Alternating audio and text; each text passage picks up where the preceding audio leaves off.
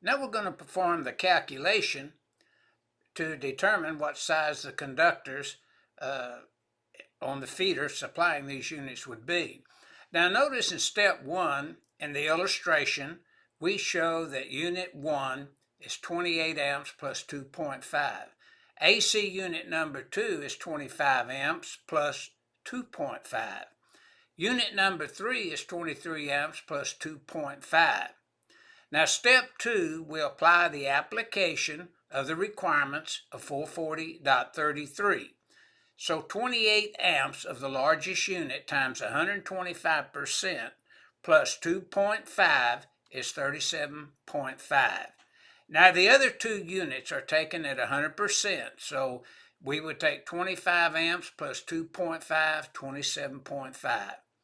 23 amps plus 2.5 is 25.5 amps.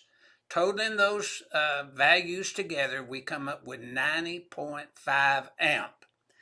Now in step 3, we're applying the golden rule and 310.14A3 informational note 2, which requires step 2 to calculate the load, which we have performed for you in step 2.